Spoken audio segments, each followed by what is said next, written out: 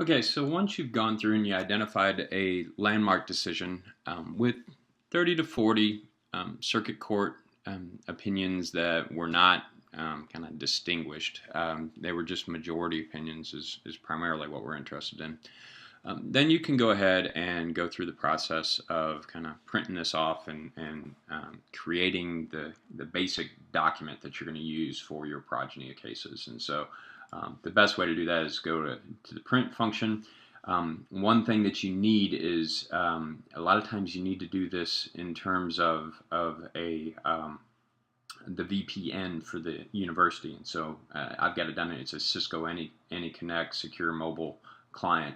I'll put a link out there for you all so that you can get that. A lot of times it won't let you print unless you do that. And so in this case, I'll just go ahead and print it. And it'll go through and it'll start the format process. And it'll retrieve that data. And then eventually it'll ask me what it wants to do. I think the best thing to do is often not... don't print it directly to your printer, but go down here to the PDF and save as a PDF if you've got that option. If you don't, just print the hard copy and you should be okay. But this is what I would do. So I'm going to go to the desktop. I'm going to call map v Ohio and then progeny and save that thing. And then that should go to my desktop and I should get those prints. Okay, good. Okay, in order to get you started on identifying landmarks that might be suitable for your project, of course you can go out and you can Google and you can look for landmarks and do it through a web search. But I gave you this particular document that has the most important kind of landmarks from the last 100 years or so, and it has the Supreme Court site and the U.S. site for all of these.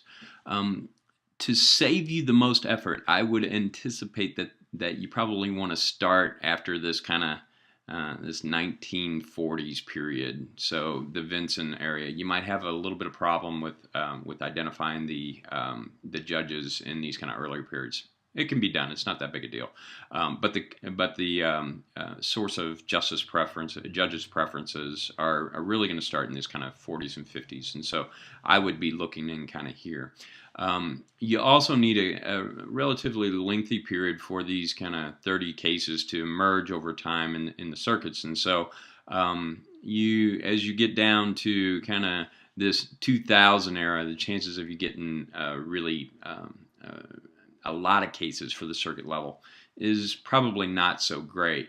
But there's a lot of good ones in the middle here that you can do, and you should be able to find those kind of circuit cases. And again, we're looking for about 30 of them.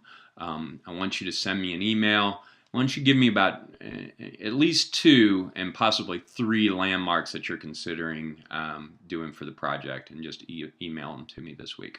Okay, great.